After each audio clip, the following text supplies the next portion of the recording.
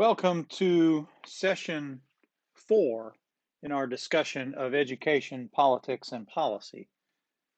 This session, we will focus on one of the most important policy arenas in the politics and policy of education, and that's the core element of teachers, the teaching profession, and the effectiveness of teachers. Studies have consistently shown that high quality, effective teachers are the most important variable outside of the demographics that we talked about when we talked about inequality and poverty to student learning. And so you take away all of those demographic factors and the factors that schools and educators and policy institutions can impact from the education side of things. It's the teacher. And so there are a lot of factors to consider when it comes to the teaching profession and the effectiveness of teachers. And of course, public policy is full of constantly issues, but also factors and considerations. And of course, one of the most important policy areas is the preparation and certification of teachers. And the colleges of education and the role that they play through higher education, but also the concept of having bureaucratic certification. And of course, there's not a lot of research that backs up the need for certification that makes one a good teacher. And that's one of the issues that we will delve into when we talk about the entrepreneurial element of the professional and TFA, Teach for America. But certainly certification and preparation. Um, Obviously, preparation is important, but the piece of paper, the certificate, maybe from the research standpoint, is not as important. Yet, um, states in particular spend a lot of time, a lot of effort, a lot of bureaucratic um, effort, especially maintaining the certification process for teachers. Pay is certainly also an issue that will bleed into our discussion of funding because it is the largest source of funding, paying teachers. In most districts, it's about 80% of the budget goes to salaries and payroll. And the evidence is pretty clear that there is a pretty strong association with high pay and performance. And so, one of the best and most effective ways to impact the effectiveness of teachers is to pay them as high as possible. Um, but also, there's the issues around collaboration and the kind of professional environments. And this comes into play with the whole issue of the time that teachers spend, the way the day's structured. It does impact funding, but it also impacts the oversight that exists on teachers in the way the profession has become more of a working class profession rather than a profession in the same sense of law and medicine. This collaboration or lack thereof, many people ascribe to the impact of unions and the idea that not only does it make it more of a working class orientation, but it also creates a lot of barriers to the profession, but also barriers to the institutions, school districts, boards of education, states, what have you. And so unions are one of the central issues that will be addressed in one of the readings that you will read and discuss. Um, Also, the evaluation system is constantly a source of controversy. The Michelle Rhee case study is a really good example of how to look at the profession, how leadership, but also how policy can have an impact on the profession and what the outcomes could potentially be in looking at value added measures where you tie the performance of the teacher to their student outcomes, to the student test scores and the student results, called VAT.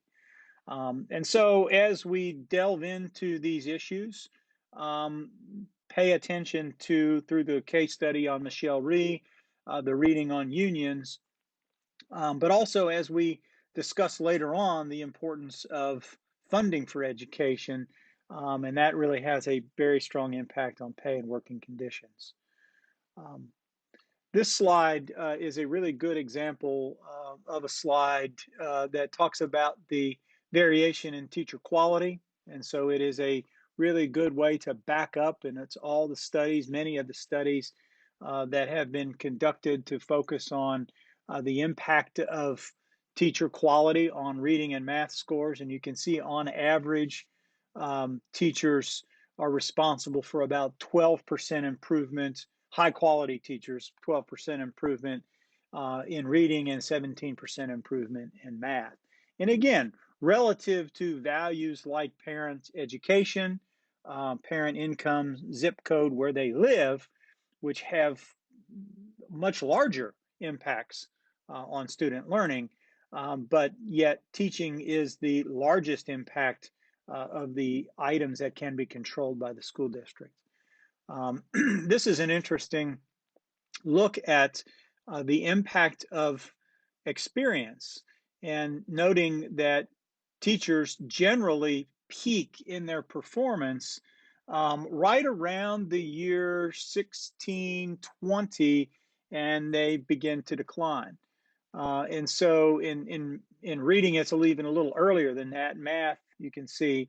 And so there is some good justification for maybe changing the orientation of the profession. And so that's part of what's being looked at as you redesign compensation and create things like career ladders that we've discussed already previously as an example of a change model. And so there are a couple of different examples here. You've read about the Michelle Rhee value added measures. 50% of their evaluation and their compensation is tied to their test score results and the value added. In Denver, they look at a much more progressive approach that's not as driven to test scores. There is some component of student growth in test scores. And then there are two finance scholars, Otis and Pickus, who are the ones that designed the funding formula in CARA in Kentucky, by the way. Their teacher salary schedule includes various reform measures that are similar in its orientation to what you might see in a career ladder.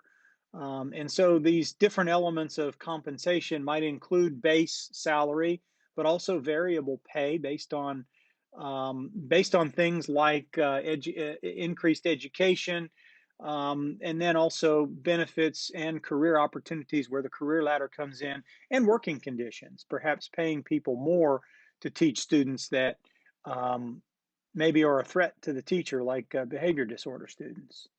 And so obviously, looking at these elements of base pay, and you can see the Odin and Picus schedule to the right, and I'll provide some information to you on that so you can take a closer look at it, because I realize it's too small to see, but you can see basically the variable pay there is based on beginning, novice, professional, and mentor level teachers. Again, very similar to a type of career ladder that we looked at last semester based on tenure, senior teacher, master level teacher.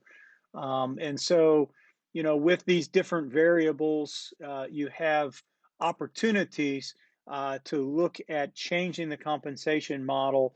And I think that really gets at what the data shows, where the profession tends to top out at about 15 or 16 years. So it's important as you look at teacher quality, teacher effectiveness, and the profession in general, how do you look at the intersection of politics and policy to try to drive the profession in a way that's more productive and makes a greater impact than it even already does? I think the results from research show why this is such an important topic.